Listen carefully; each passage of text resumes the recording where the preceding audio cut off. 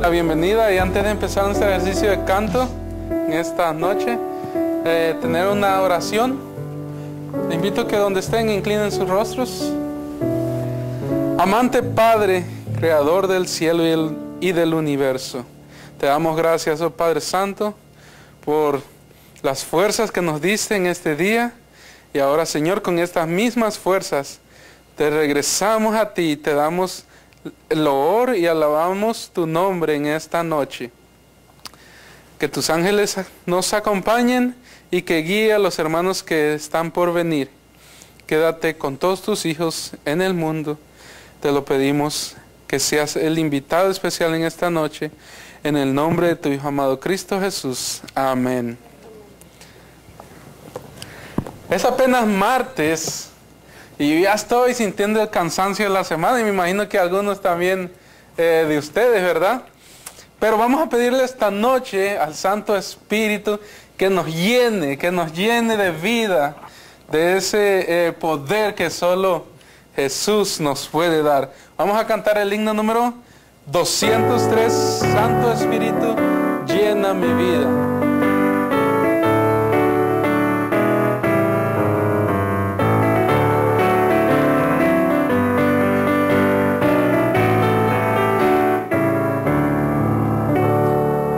Santo Espíritu, llena mi vida, pues por Cristo yo quiero brillar.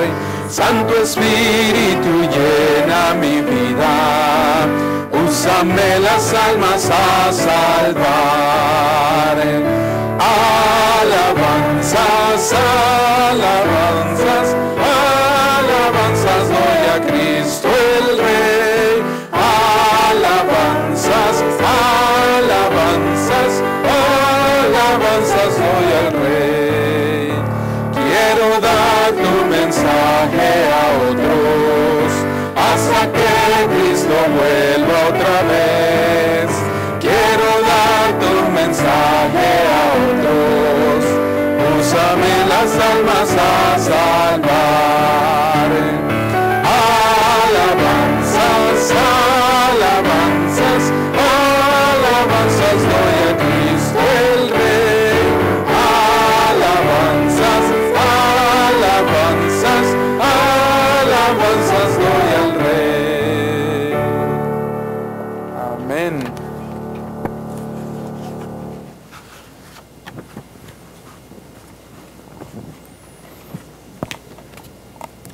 Nuestro próximo himno es el 193, Dios nos ha dado promesa.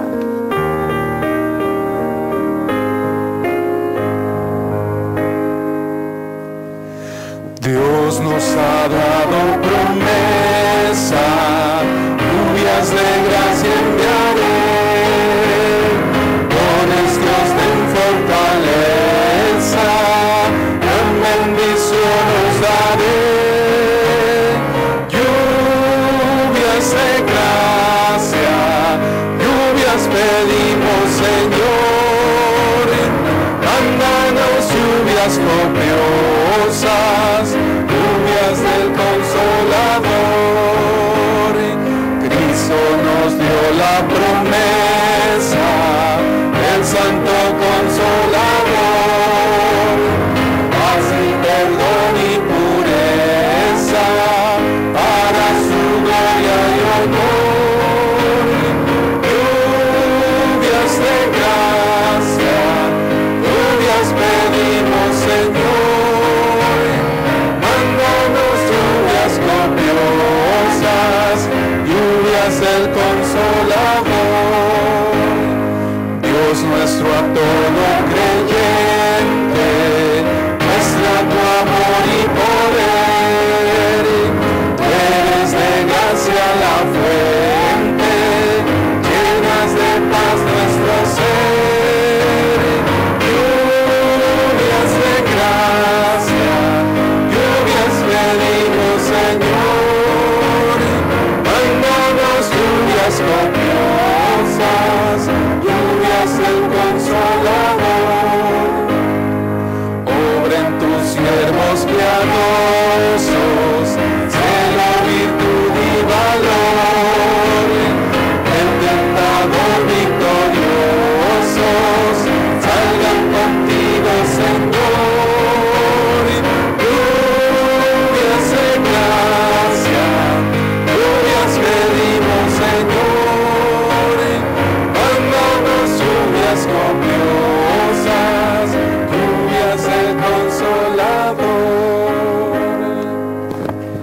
Amén.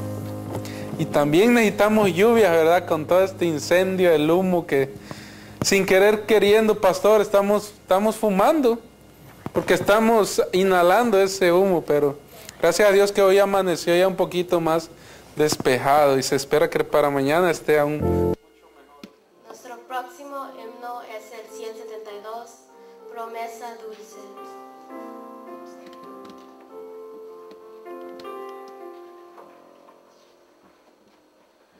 Promesa dulce, yo vendré y a los que sufren salvaré. Responde mi alma, presto ven, ansioso esperaré. Ven, Señor, mi Redentor, ven, Señor, mi Redentor. Responde mi alma, presto ven, Señor, mi Redentor. Los santos vuelven a vivir, al cielo todos subirán, y en tierra hablado años mil, alegres cantar. Ven, Señor, mi Redentor, ven, Señor, mi Redentor. Responde mi alma, presto ven, Señor, mi Redentor. Desciende entonces la ciudad, los malos levantados son a oír el fallo de su juez, eterna perdición. Ven, Señor, mi Redentor, ven, Señor, mi Redentor. Responde mi alma, presto ven, Señor, mi Redentor. El nuevo Edén florecerá en hermosura celestial, jamás de muerte turbará la playa inmortal. Ven, Señor, mi Redentor, ven, Señor, mi Redentor. Responde mi alma, presto ven, Señor, mi Redentor. Amén. Pareciera que el tiempo pasa, ¿verdad? Nuestro Señor no viene, pero está más cerca de lo que nosotros lo imaginamos o lo pensamos. Siguiente himno, es uno de mis favoritos, 186. Hace años escuché.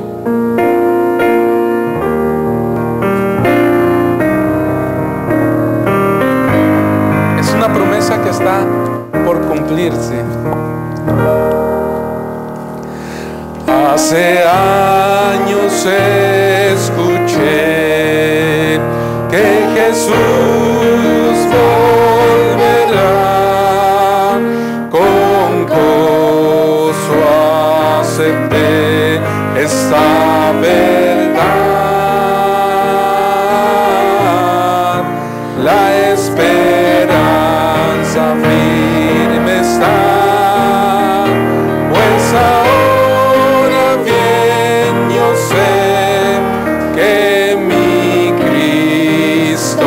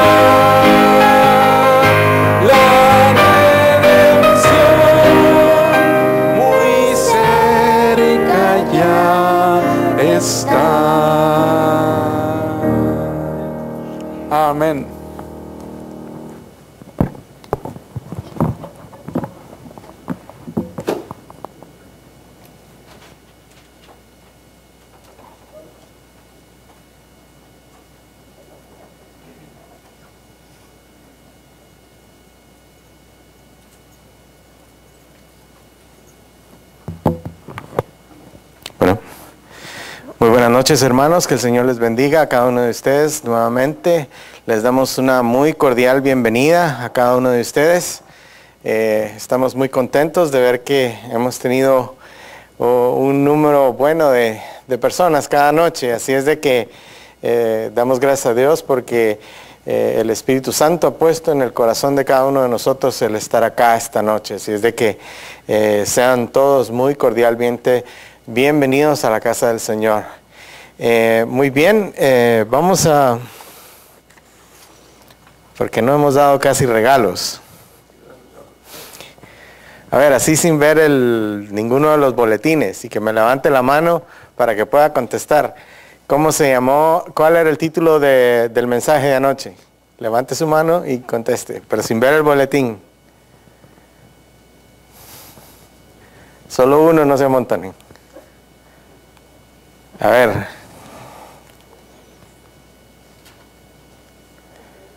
Les doy la primera parte. Él, refiriéndose a Dios, él, levante su mano si va a contestar. Ya lo oí, ya lo escuché por ahí porque creo que fue el pastor y no sé, así no se vale. Él con... Ah, bueno, ahí la hermana, ya le vamos a dar un regalito entonces a la hermana porque... ¿Lo leyó? Ah, de todos modos se lo vamos a dar porque contestó. Aquí está.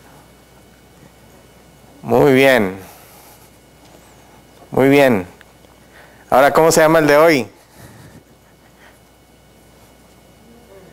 A ver, ¿cómo se llama el de hoy?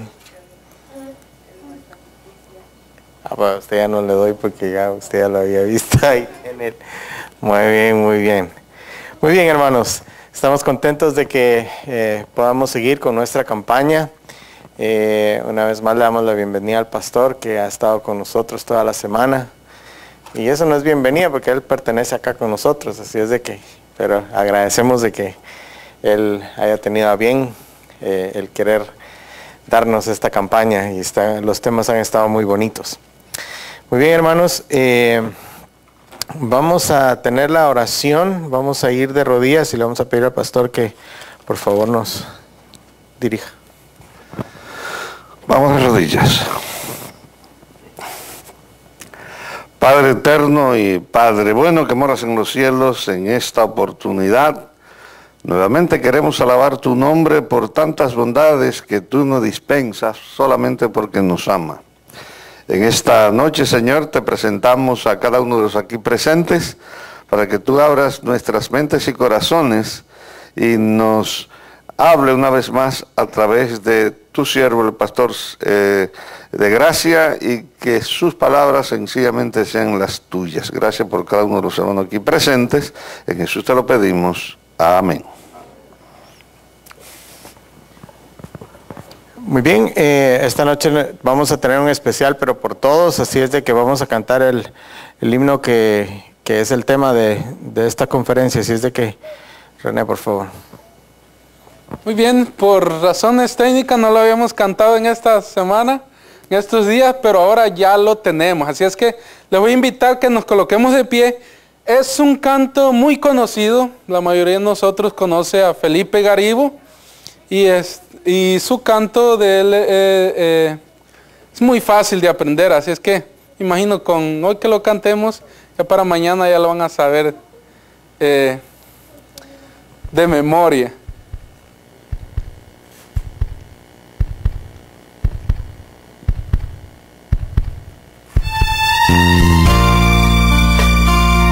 Oh Dios, crea en mí un corazón limpio y renueva un espíritu recto dentro de mí. No me eches de tu presencia y no retires de mí tu Espíritu Santo. No puedo más seguir así, te necesito. Como un soldado vuelvo a ti, cansado y herido. El enemigo destrozó mi frágil corazón, derrotado, vengo a ti, estoy perdido. Tal como estoy, Señor, me rindo a tus pies. Destruye todo el mal que existe en mí. Construye en mi interior un nuevo corazón. Un nuevo corazón construye en mí. Oh Dios.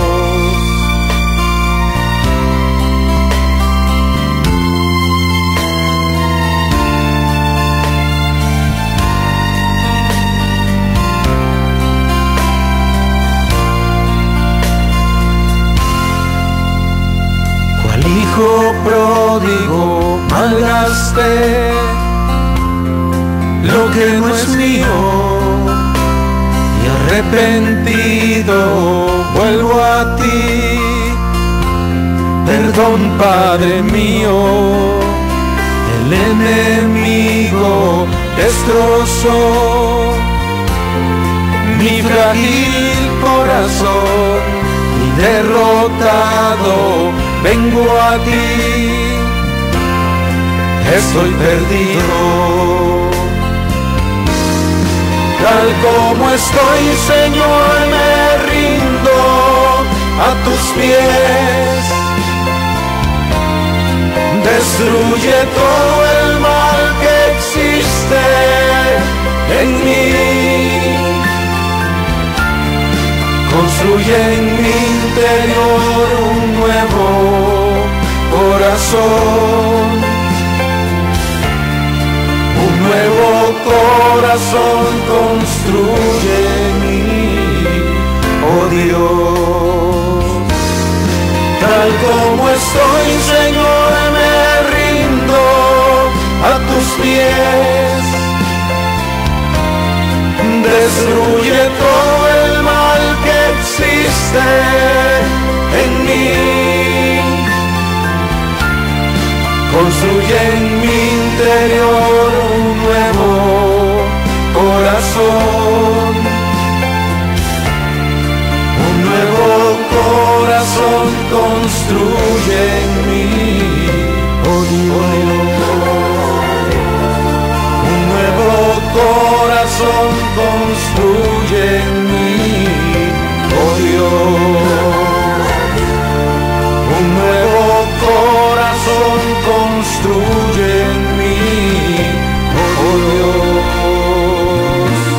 Un nuevo corazón.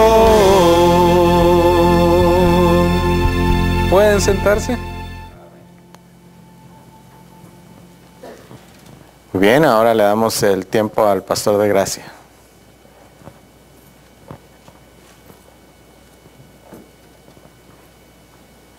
Gracias, hermano.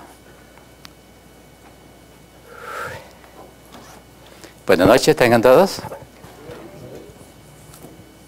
¿Cómo se sienten hoy? ¿Está bien, verdad? No somos muchos, pero ustedes son los fieles que vienen. Muy bien. Anoche hablamos de Emmanuel. ¿Qué quiere decir? Dios con nosotros. El tema de anoche era acerca de la encarnación de Jesús. Una palabra que no mencionamos. Pero Dios con nosotros, para que Él pudiera estar con nosotros, ocurrió un milagro único. Nunca se repetirá. Y es que Dios se hizo un hombre. Y a eso se le llama encarnación. Así que el primer paso para redimir al hombre era la encarnación del libertador. No confundan esta palabra, porque hay algunas palabras que son muy parecidas, otra palabra que es muy parecida es la palabra reencarnación. ¿La han oído mencionar, verdad? No es lo mismo, ni se parece. La reencarnación es lo que creen millones de gente, que piensan que uno, siguiendo la mentira de Satanás a Eva, que uno nunca muere y que uno va a vivir para siempre. El alma inmortal, hablan del alma inmortal. Así que una persona muere y se reencarna, aparece en otra forma de vida, ya pasa de esta vida a otra vida y luego esa otra se termina y comienza otra. A eso se le llama reencarnación. Los hindúes creen eso, una distorsión de lo que la palabra de Dios dice. La encarnación tiene que ver con que un ser, Dios, se hizo un ser humano. Y ese milagro de hacerse también humano es algo que durará por la eternidad. Leímos a nosotros anoche un texto al respecto. Es por la eternidad. Dios se hizo un hombre y para siempre será humano.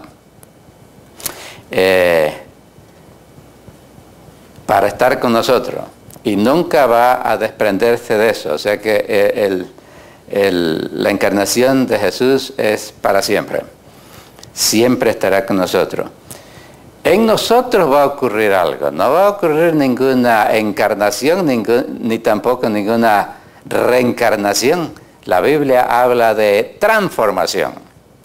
Dios a todos nosotros que aceptamos el plan de Dios, un día nos va a transformar.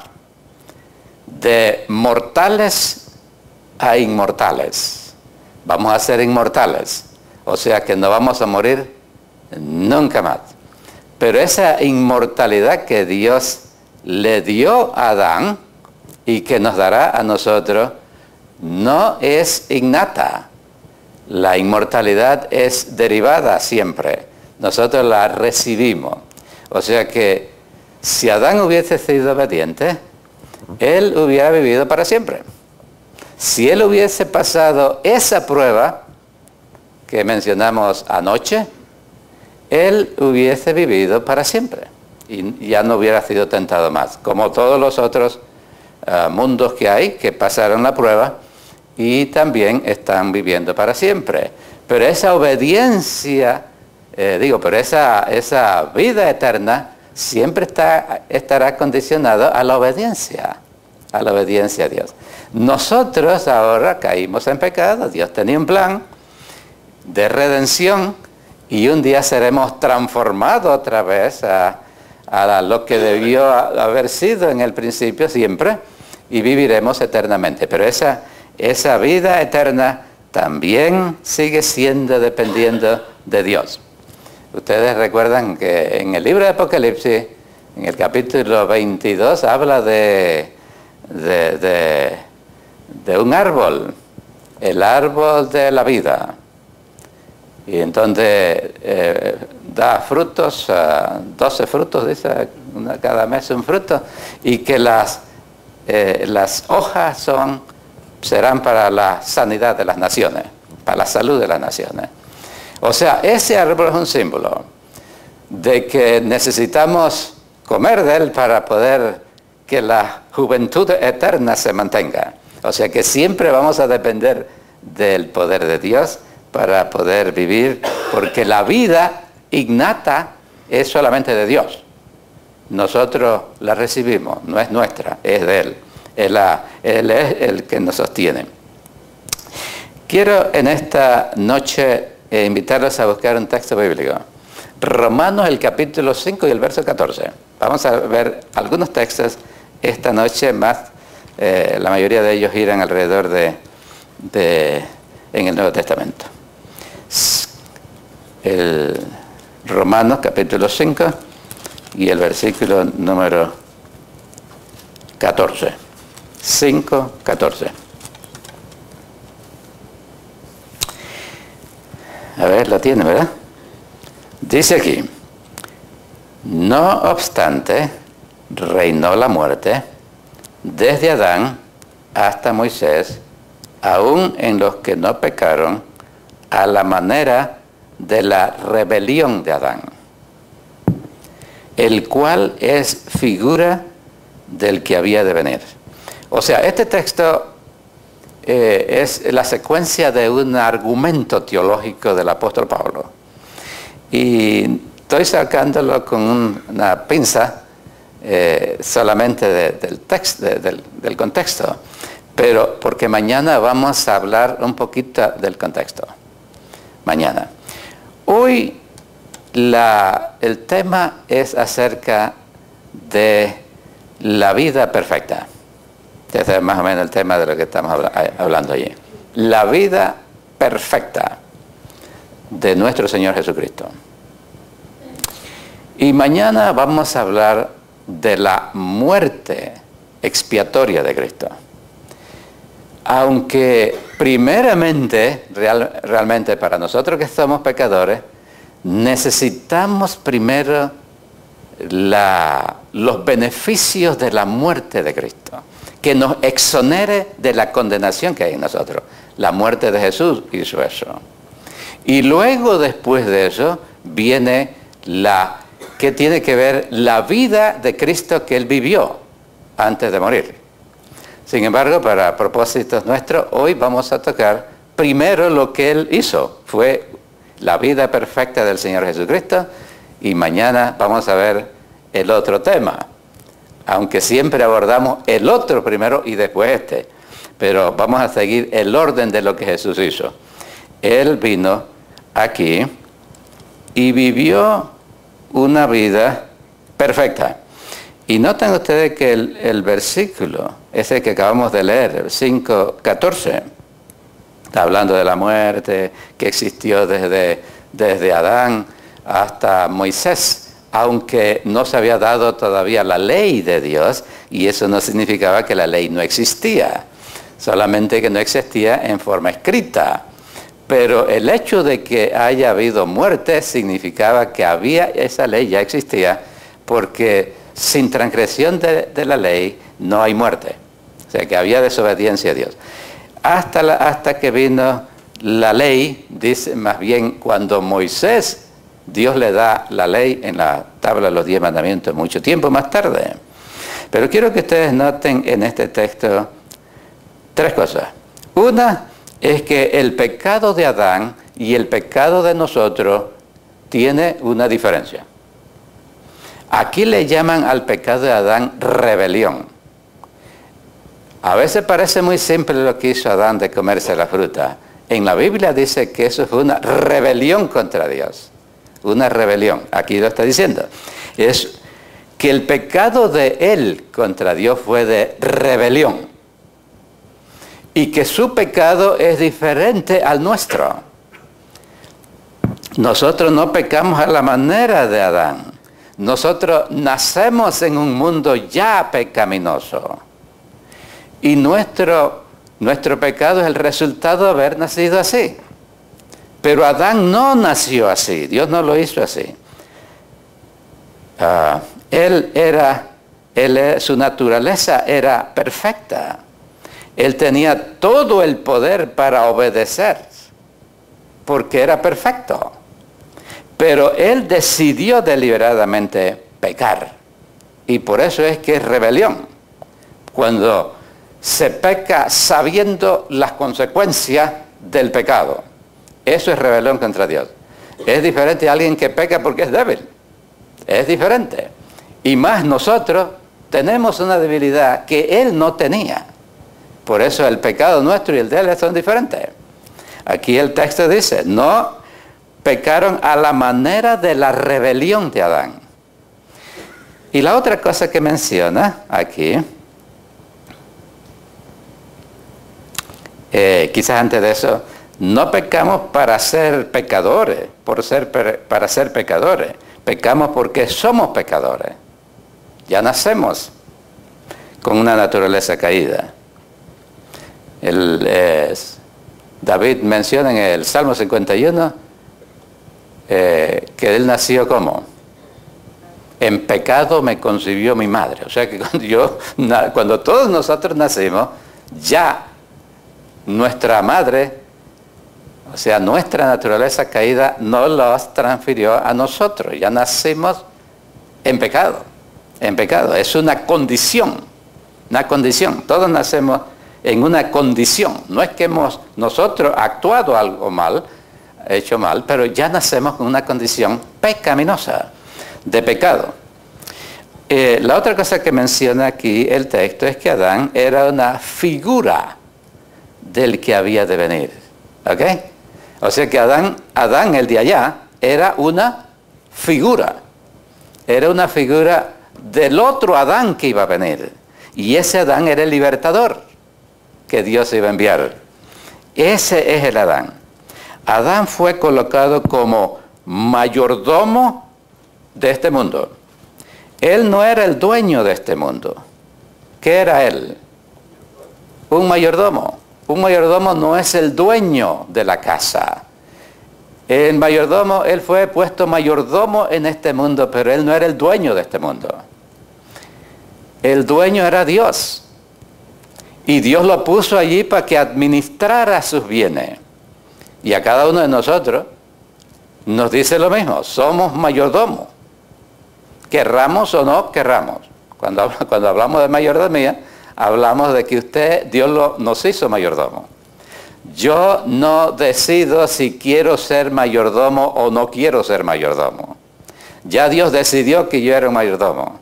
Lo que yo sí puedo decidir es si soy un mayordomo infiel o soy un mayordomo fiel. Eso es lo único que a nosotros nos queda. Pero ya nosotros somos mayordomos de los bienes de Dios. Todo lo que Dios tenemos le pertenece a Dios. Le pertenece este cuerpo a Dios. Le pertenecen nuestros talentos a Dios. Le pertenece el dinero a Dios. ¿Y qué otra cosa le pertenece? Son 4 cosas. El tiempo es de Dios. Esta vida que nosotros tenemos, la que vivimos, todos los años que vivimos aquí, es de Dios. Así que Dios reclama que seamos buenos mayordomos en todas esas áreas. Quiere que cuide mi cuerpo porque no es mío, es de Él. Fuimos comprados por precio. Por eso que cuando un cristiano empieza a entender eso, empieza a cuidar su cuerpo. Y ahí vienen las leyes de salud que debemos de seguir. Los principios que Dios puso para que tengamos este cuerpo bien. Debemos de seguirlo, porque este cuerpo no es mío, es de Él.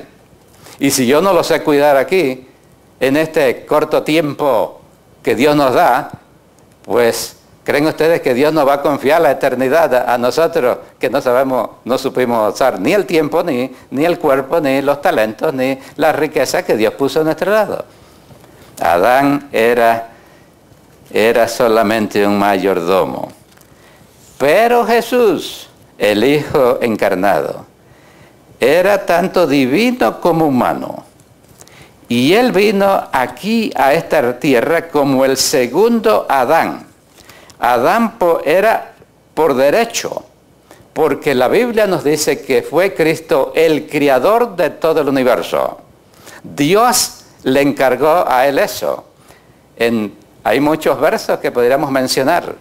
Él hizo todo lo que existe, Dios a través de su palabra, y menciona que Jesús es su palabra. Él fue el actor divino que vino a crear todas las cosas. Así que Jesús es el creador. Y Él es el verdadero dueño de este mundo. Y Él vino a destronar y sacar a aquel que por usurpación venció con sus engaños al mayordomo que Dios había puesto para que le cuidara la casa. Así que Jesús con pleno derecho viene ahora como el segundo Adán, Él mismo, para reclamar lo que es de Él. Este mundo le pertenece a Él. Y ustedes recuerdan aquel versículo de Juan 12, donde dice que Jesús dijo: ha llegado la hora que el príncipe de este mundo, príncipe por usurpación, será echado afuera. ¿Se acuerdan de este versículo? Será echado afuera. En la cruz del Calvario iba a ser la última guerra, donde Dios iba a derrotarlo por las fuerzas del amor, y no por la violencia, ni engaño ninguno. Él, por el amor, iba en la cruz del Calvario, lo derrotó. Él era el verdadero dueño, era el creador. Y para hacer eso debía de ser perfecto. Adán dejó de ser perfecto cuando desobedeció a Dios. Así que Jesús vendría a esta tierra como el dueño, iba a vivir la vida que el mayordomo que puso para cuidarla no vivió. Jesús iba a vivir perfectamente, de acuerdo a la voluntad de Dios que Adán también debió haber vivido. Y él debía de ser perfecto para llegar a ser un sustituto de la raza humana. Si él no hubiera sido perfecto, no podía librarnos. Él tenía que ser perfecto para poder librarnos a nosotros. O sea que cuando Jesús fue toda su vida hasta la muerte, él fue perfecto. Y vamos a ver algunos textos en un momentito. Tenía que tener una vida perfecta de acuerdo a la voluntad de Dios, viviéndola en carne humana, para poder llegar a ser un sustituto por nosotros en la muerte y en la vida. Así que estas dos cosas, a ver si las podemos recalcar dentro de un momento. Colosenses 2:9 nos dice un texto muy interesante. Vamos a leerlo porque este son uno de los textos preciosos que yo tengo marcado, que no puedo olvidar nunca en cuanto a lo que estamos hablando.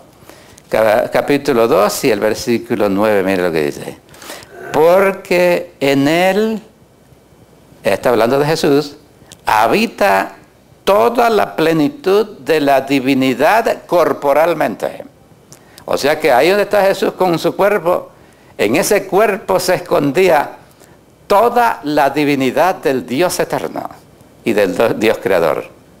La gente veían a Jesús como un hombre que caminaba entre ellos. Era tan hombre que la gente dudaron de que era Dios. En varias ocasiones quisieron apedrearlo porque él dice: yo soy igual al Padre. Soy igual. Nunca dijo que era semejante a Dios. Él es igual a Dios. Hebreos 1 al 3, Hebreos 1 al 3 habla de eso. Él era igual a Dios. Era el Dios encarnado. Era Emmanuel, Dios con nosotros. Él vino aquí a esta tierra y ocultó la divinidad. La gente no debían ver en él algo que los seres humanos no tienen, excepto su carácter. Él era un ser humano 100%. Y era también Dios 100%. No era la unión de un Dios y un humano que se unieron para hacer medio Dios y medio hombre, como habla la mitología antigua. Jesús era Dios 100%, nunca dejó de ser lo que era. El creador del cielo, el que vive eternamente. El Dios del amor. Él era el mismo. Cuando se encarnó, llegó a ser humano 100%. Y él debía de vivir la humanidad como un ser humano vive. Como humano. Sin usar lo que se escondía dentro de él. Él debía afrontar todas las tentaciones, todas las cosas como nosotros tenemos que afrontarlas. Él tenía que vivir como un hombre aquí en la tierra, sin usar sus poderes divinos. Pero no crean ustedes que en la tentación de Jesús, cuando el diablo le dice: si eres hijo de Dios, di que estas piedras se hagan pan. Esa tentación era para un ser que el diablo sabía que era divino y quería usar su poder divino para salir de un problema humano. Y Jesús se resistió a hacerlo. Y lo repelió. Él no iba a usar su poder divino para para satisfacer una necesidad humana, como nosotros no podemos hacer cosas que están más allá de lo humano para satisfacer nuestros deseos. Jesús tenía que ser un humano. Así que fue una verdadera tentación, una tentación muy grande que Satanás le puso a Jesús, pero él dijo, no solo de pan vive el hombre, sino de toda palabra que sale de la boca de Dios. Eso es lo que nos debe sostener a nosotros. Cuando estamos en tentación, es lo que Dios dice y no lo que nosotros creemos o sintamos. Es lo que Dios dice. Así que Jesús fue un vencedor. Él era divino, no se olviden de eso. En Él estaba escondida corporalmente toda la divinidad de Dios. Jesús era humano, pero nunca dejó de ser divino y nunca usó su divinidad para satisfacer una necesidad personal. Él debía obedecer como los humanos debemos de obedecer a Dios. Y no apartarse un ápice de lo que Dios nos requiere de un hijo que le ha presentado su voluntad. Hebreos capítulo 5, vamos a Hebreos capítulo 5. Otro texto allí. Versículo 7. Hebreos 5, capítulo 5 y el versículo 7. El cual en los días de su carne, está hablando de Jesús, en los días de su carne, o sea, cuando estaba aquí entre nosotros, en los días de su carne, ofreciendo ruegos y súplicas con gran clamor y lágrimas al que le podía librar de la muerte, fue oído por su reverencial miedo. Y aunque era hijo, por lo que padeció, aprendió la obediencia. ¿Se da cuenta? Jesús fue obediente y fue duro ser obediente. Nosotros también tenemos que hacer decisiones para ser obediente a Dios. Quizás no tenemos poder para obedecer. A ver, Adán tenía poder para obedecer, porque él era perfecto. Nosotros estamos con naturaleza caída. No tenemos poder para obedecer. Dependemos de Dios para obedecer. Pero antes de eso, nosotros tenemos que usar el libre albedrío, nuestra decisión de ponernos del lado de Dios y decir, yo quiero obedecerte, me pongo de tu lado. Y el poder de Dios entonces se manifiesta en nosotros para que podamos obedecer. No podemos obedecer por nosotros mismos. Cada vez que estamos tentados, la única forma de salir de una tentación es si aclamamos, si hacemos la decisión de ser obedientes y aclamamos el poder para hacerlo. De lo contrario, fracasamos. Fracasamos. Jesús aprendió la obediencia. Y el versículo 9 dice, y consumado vino a ser causa de eterna salud para todos los que le obedecen. Por causa de que Él consumó hasta el final, fue obediente hasta la muerte y muerte de cruz, es que Él puede ser salvación para todos aquellos que intentan obedecerle. ¿Qué les parece? ¿Cuántos dicen amén? Entonces, vamos a ver. Jesús vino como el segundo Adán en un terreno muy desventajoso. A Adán, Satanás le puso una tentación de comer, ¿verdad? Apetito. Pero él ni tenía hambre. Él estaba rodeado de todos los manjares del Edén. No tenía por qué haber pecado. Él podía haber pasado esa tentación muy fácil. Jesús, cuando vino a esta tierra, vino en desventaja. Una, aunque era divino, dijimos, pero no podía usar su divinidad para resistir la tentación. No podía usarlo. No podía usar eso, ese medio. Tenía que ser como un humano. Y además, Jesús, Ellen White lo dice de esta manera, que Él vino con 4000 años de decadencia humana. O sea, 4000 años que el diablo había estado experimentando con los seres humanos, haciendo experimentos con cada uno de los seres humanos, y sabe cómo funcionan los individuos cuando tienen hambre, cuando les hace falta algo que ellos necesitan. Y había derrotado a todo el mundo. Y Él, esos experimentos que hizo a través de siglos y siglos, era porque Él se estaba preparando para hacer caer a Jesús en el mismo terreno. Pero por ahí empezó la redención.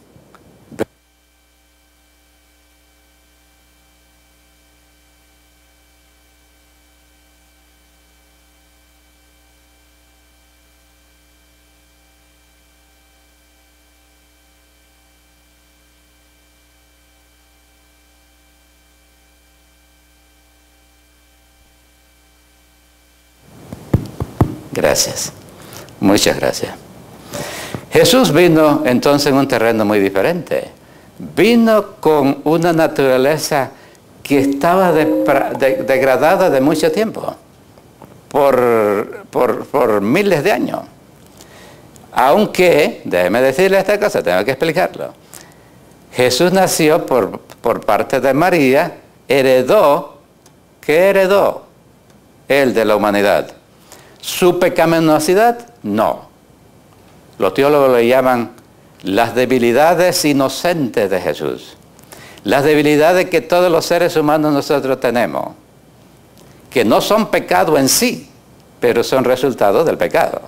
Por ejemplo, el tener hambre. Tener hambre no es pecado tener hambre. Tener sed tampoco, pero son las debilidades de los seres humanos. Jesús tenía todo eso, se cansaba, le daba hambre. Y todas esas cosas que uno siente, que no son pecado, pero eso lo heredó de la humanidad y lo ponía en desventaja a Él. Además, fue atacado cuando se estaba muriendo de hambre, 40 días sin comer. Era un desierto donde estaba. Adán estaba rodeado de todos los frutos. Y con esa hambruna terrible que tenía, el diablo dice, aquí lo voy a hacer caer.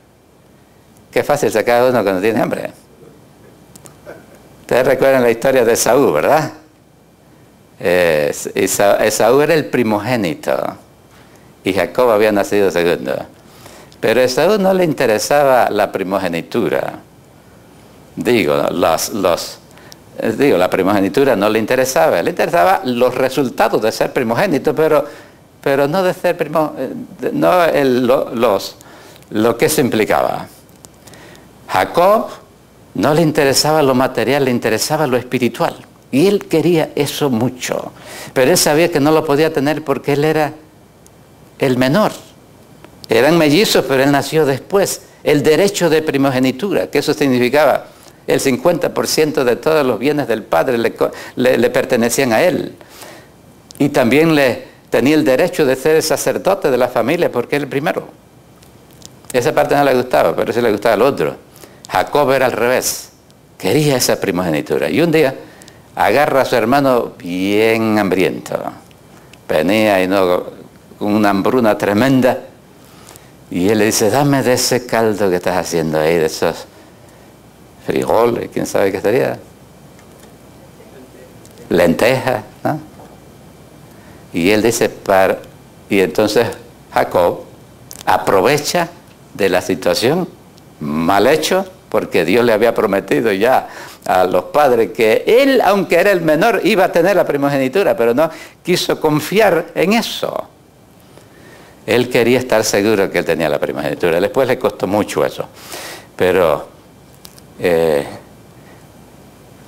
con la hambruna que tenía Esaú, decidió venderla. Dice, ¿para qué me sirve la primogenitura si me voy a morir de hambre?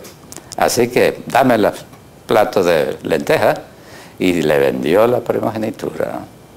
Después amargamente quiso tenerla y la perdió para siempre, y Esaú está perdido para siempre. Perdió la vida eterna también, por causa de un plato de lenteja. Y el diablo sabía eso. No, todo el mundo cuando tiene hambre es capaz de robar. O sea, quizás no hemos estado a ese punto, pero hay personas que cuando uno tiene mucha hambre, tú vas a hacer cualquier cosa para robar si realmente no estás con tus pies firmes en los caminos de Dios, si confías completamente en Él. Jesús prefirió morirse antes que desobedecer a su Padre. Así que en ese terreno desventajoso le ganó la partida al enemigo. Bueno, Hebreos capítulo 4 y versículo 15. Dice allí: porque no tenemos un pontífice que no pueda compadecerse de nuestras flaquezas, mas tentado en todo según nuestra semejanza. ¿Pero qué? Pero sin pecado. Él nunca pecó. En 1 de Pedro, capítulo 2 y el verso 22, hay otro texto donde Pedro habla acerca de la naturaleza impecable de Jesús. Y déjeme decirle algo: Jesús no pecó nunca, ni siquiera en un pensamiento. Nosotros quizás no pecamos haciendo algo malo, pero pecamos con un pensamiento, ¿verdad? El pecado no es, los actos no es lo que es pecado. Antes de que uno cometa un pecado, ya en la mente ocurrió el fracaso.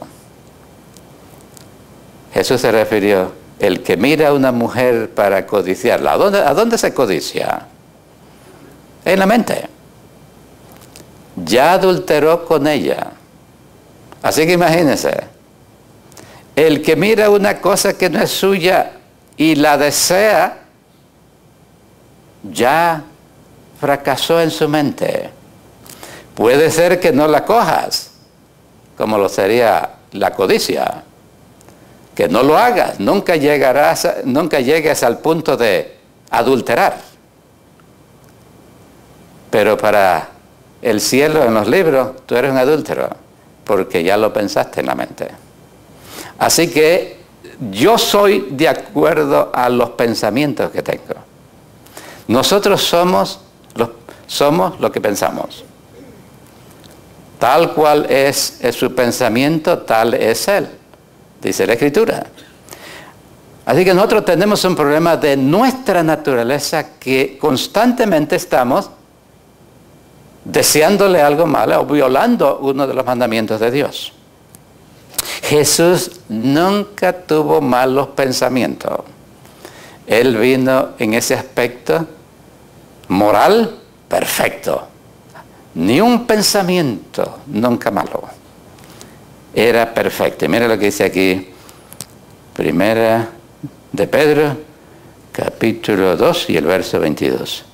El cual no hizo pecado, ni fue hallado engaño en su boca.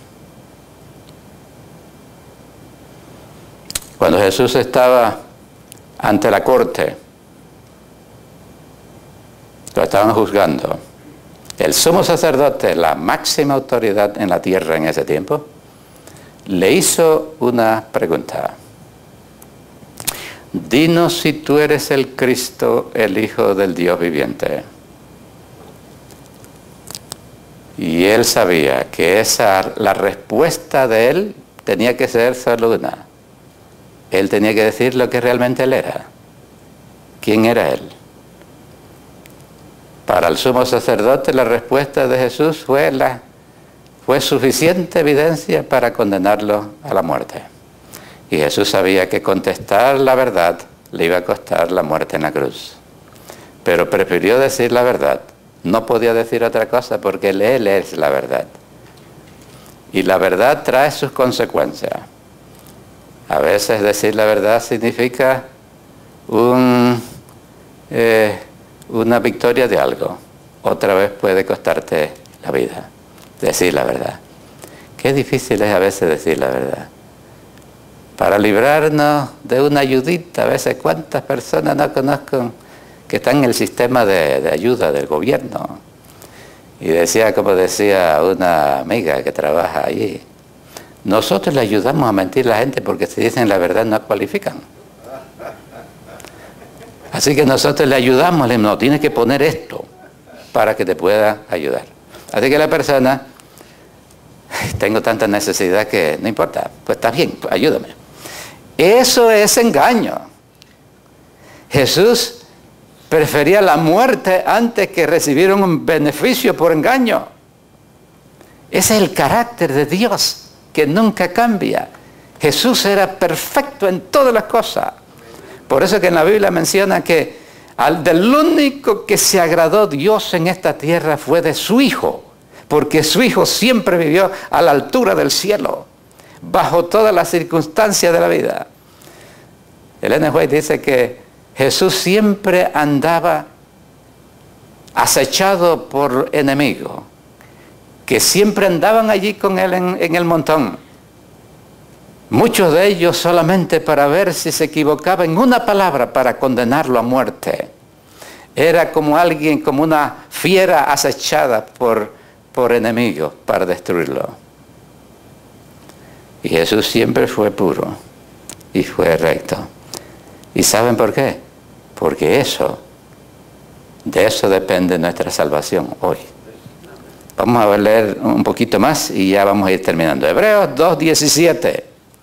Miren este precioso texto de Hebreos. Hebreos 2:17. Por lo cual debía de ser en todo semejante a los hermanos, para venir a ser misericordioso y fiel pontífice en lo que es para con Dios, para expiar los pecados del pueblo. Para Él ser un sustituto para nosotros, Él debía de ser perfecto en todas las cosas. Y lo fue, hasta la muerte. Para expiar los pecados de los seres humanos, Él necesitaba ser perfecto. Si no, la ofrenda no era aceptada. Cuando un sacrificio se traía al altar, el sacerdote se aseguraba que ese animalito no tenía ningún defecto, no tenía ninguna quebradura, no tenía ni lagaña, no tenía ningún desperfecto, una pata más coja, más corta que la otra. Tenía que ser perfecto, así que era un animal para poder sacrificarlo, era necesario que se revisara cuidadosamente para que no tuviera ningún defecto, porque ese animalito era un símbolo del Jesús que iba a venir, que tenía que ser perfecto, para que su ofrenda fuese aceptada por el cielo, por Dios. ¿Creen ustedes que Dios quiere que nosotros también tengamos una norma elevada como esa? Claro que sí. El asunto no es nada más que Él nos salva y vamos a seguir siendo lo que éramos. No, hay un programa para eso. Mañana quizás hablemos un poquito eso. Por último, en esta noche, veamos Romanos 5:10. Veamos Romanos 5:10. El libro de Romanos es uno de los que más me gusta. Me gusta estudiar este libro. Fue el libro que hizo un impacto en mi vida extraordinario. Desde que yo cogí esa clase de Romanos, para siempre fui diferente. Para siempre me marcó por todo el tiempo. Romanos capítulo 5 y el versículo 10. Porque si siendo enemigos fuimos reconciliados con Dios por la muerte de su Hijo, mucho más estando reconciliados, seremos salvos por su vida. Quiero que noten esta expresión. Mañana vamos a ver cómo es que Dios nos salva, Jesús nos salva por su muerte. Pero aquí nos justifica por su muerte. Nos libra de la muerte eterna, que quiere decir vida eterna. Pero ahora dice que también, ahora que ya fuimos librados de aquello, con más razón ahora nos va a liberar, nos va a aplicar su vida, su vida. Seremos salvos por su vida. Su vida la necesitamos, es parte del plan. Es parte del plan. Nunca Dios ha tenido la intención de que Jesús iba a morir por nosotros y que luego nosotros, con nuestro esfuerzo, íbamos a la difícil tarea de ser transformados por nuestras propias fuerzas. Aunque Dios está haciendo una obra de transformación en nosotros, pero Él quiere que mientras esa transformación va operándose en cada uno de nosotros, podamos vivir seguros en la salvación. Porque Dios, mientras nosotros somos santificados, Él pone su vida como sustituto de nosotros también. Es un sustituto de nuestra vida. Y voy a leerles un párrafo aquí que define mejor lo que quiero decir. Y con este vamos a terminar. Está en un libro que se llama Mensajes Selectos, tomo 1 y la página 430. Ustedes pueden revisarlo, buscan el libro, lo leen. A veces lo que estoy diciendo es verdad. Ok, miren lo que dice. La justicia es obediencia a la ley. ¿Qué cosa es justicia? Obediencia a la ley. La obediencia a la ley, eso es justicia. Una persona justa obedece la ley. La ley demanda justicia. Y ante la ley, el pecador debe ser justo. Nosotros tenemos que ser justos. Pero es incapaz de serlo. ¿Notan eso? La demanda de Dios es que nosotros tenemos que ser justos. Pero somos incapaces de hacerlo. Entonces, ¿cómo opera esto? Vamos a ver.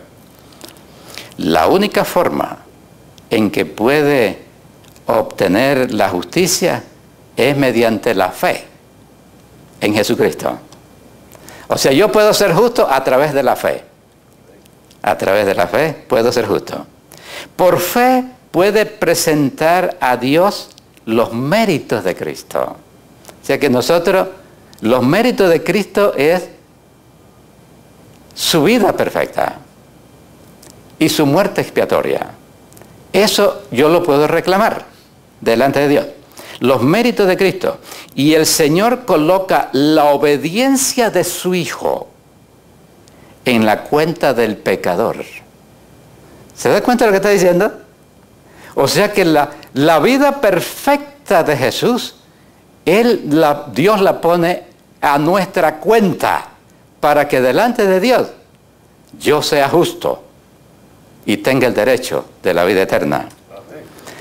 Y termina este párrafo. La justicia de Cristo es aceptada en lugar del fracaso del hombre. Y Dios recibe, perdona y justifica al alma creyente y arrepentida y la trata como si fuera justa. Y la ama como ama a su Hijo. ¿Qué le parece eso? Nos trata como si fuéramos justos, aunque no lo somos, porque nos cubre con la perfecta vida de Jesús. Así que ahora, el punto es este. Dios tiene un programa. Cuando tú le entregas su vida a Dios, Él te hace su hijo. Él te perdona y te deja como si nunca hubieses cometido ningún pecado. Pero allí comienza ahora la larga vida de transformación que se llama en la Biblia se llama santificación, que no es un acto sino un proceso que dura toda la vida. Dios empieza a hacer eso. Pero mientras que ese proceso está, y tenemos que hablar de eso un día con más detalle, mientras Dios nos está cambiando día tras día, ¿hasta cuándo? Hasta que yo me muera. Pero todavía cuando yo me muera todavía no he alcanzado lo que Dios quiere. Quiere decir que todavía queda mucho por recorrer para ser como Él quiere que seamos, y es a la imagen de Jesús. O sea que en esta vida nunca vamos a alcanzar la santidad, la santificación, que es la conformidad a las leyes de Dios, a la estatura de Jesús. No lo alcanzamos en esta vida. En algún lugar quedamos parados, porque la muerte nos sorprendió. Y falta todavía mucho. Pero Dios dice que mientras que en nosotros opera esa transformación diaria, en todo el tiempo de tu vida, lo que realmente importa es que estés cubierto por la perfecta vida de Jesucristo. Con eso tú puedes estar seguro de tu salvación, porque la salvación nunca será algo que yo alcanzo por un mérito. Siempre será un regalo gratuito de Dios para nosotros. ¿Cómo es que alguien puede perderse con tanta oferta y con un plan como ese? ¿No quisieran ustedes esta noche decir al Señor: Señor, yo acepto tu plan. Yo me pongo en tus manos. Cúbreme con tu justicia, con tu sacrificio y con tu vida. Que yo todo el día, mientras lucho para ser mejor con tu fuerza, yo puedo estar seguro de que delante de ti soy perfecto como Jesús es perfecto. O sea que la vida de Jesús se nos es imputada a nosotros. Y lo último que dice aquí tan precioso es que Dios nos ama como ama a su Hijo. ¿Saben ustedes lo que eso significa? Dios ama a su Hijo desde la eternidad con un amor que no se puede romper. Y Él dice que me ama de igual manera. Me ama de tal manera, de igual manera, y de tal forma que decidió entregar a su Hijo a la muerte para no perderme a mí, porque me ama como ama a su Hijo. Y su Hijo era el único que podía salvarnos de allí. Así que yo en esta noche le doy gracias a Dios por una salvación tan grande. Cuando uno va profundizando el amor de Dios, lo que Él ha hecho para salvarnos, no hay dudas que nosotros vamos a estar en el cielo, hermano. Si tú por la fe depositas tu vida en las manos de Él, no hay duda. Jesús no iba a venir a esta tierra, hermano, a morir en una cruz cruenta para después decirte: no lo hiciste. Para eso no hubiera venido, ¿verdad? Jesús vino para salvarte y te va a salvar, aunque sea al último minuto de tu vida. Él va a estar allí para ver si tú lo aceptas a Él como el Salvador tuyo. ¿Cuántos de los que están aquí aceptan a Jesús como su Salvador? Pónganse en pie. Amén. Oramos. Padre querido, una vez más queremos agradecerte por lo que tú has hecho. ¿Qué es lo que nosotros podemos hacer sino simplemente aceptar el regalo que nos ofrece gratuito? Jesús murió, pagó nuestra deuda, nos libró de la muerte eterna. Y mañana vamos a estar aquí ampliando ese aspecto. Pero tiene un programa de restauración de lo que se había perdido.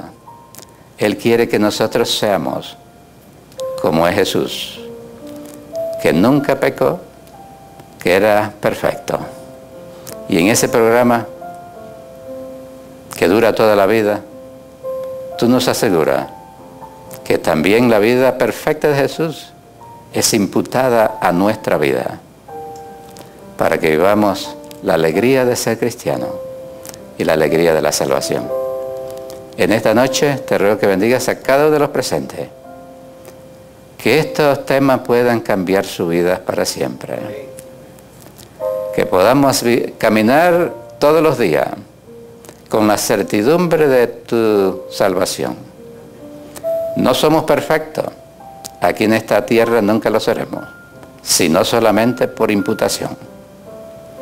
Pero tú has prometido en Filipenses 1:6 que aquel que comenzó en nosotros la buena obra, la terminará el día que Jesús aparezca y nos transforme a tu semejanza.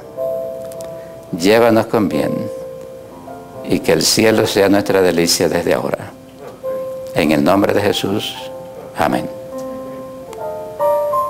Dios les bendiga y nos vemos mañana.